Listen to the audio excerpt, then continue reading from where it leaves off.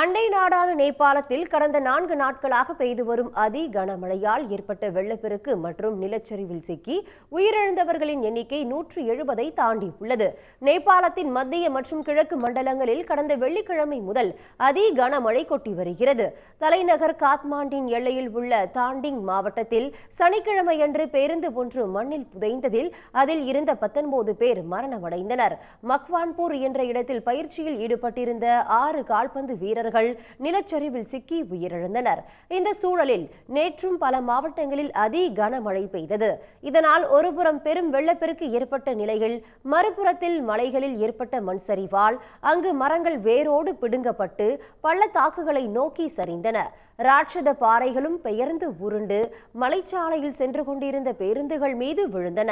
அவற்றில் பயணித்த பயணிகள் பலர் உயிரிழந்தனர். 4 நாட்களில் உயிரிழந்தவர்களின் எண்ணிக்கை 170ஐ தாண்டி உள்ளது. 111 பேர் படுகாயம் அடைந்துள்ளனர். காணாமல் போன 42 பேரை தேடும் பணி முடுக்கிவிடப்பட்டுள்ளது.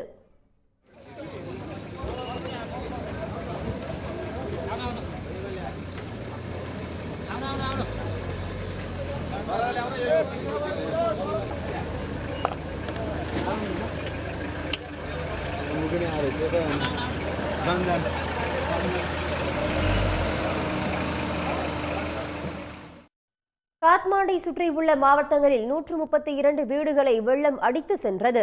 16 பாலங்கள் இடிந்து விழுந்தன. இந்த பகுதிகளில் இருந்து 4000 பேரை இராணுவம் உள்ளிட்ட மீட்பு படை வீரர்கள் மீட்டுள்ளனர். 163 பேரை ஹெலிகாப்டர் மூலம் இராணுவத்தினர் மீட்டுள்ளனர். பெரும் சேதத்தை சந்தித்துள்ள பல நெடுஞ்சாலைகள் சனிக்கிழமை முதல் தற்போது வரை திறக்கப்படவில்லை. இதனால் 1000க்கும் மேற்பட்டோர் ஆங்காங்கே தங்கள் வாகனங்களில் தவித்துக் கொண்டுள்ளனர். காத்மாண்டில் உள்ள முக்கிய ஆறுகளில் ஒன்றான பாக்மதியில் அபாய அளவை தாண்டி வெள்ளம் பாய்கிறது. நேபாளத்தில் கடந்த 45 ஆண்டுகளில் இல்லாத அளவுக்கு கனமழை பெய்துள்ளதாக அந்நாட்டு மக்கள் கூறுகின்றனர்.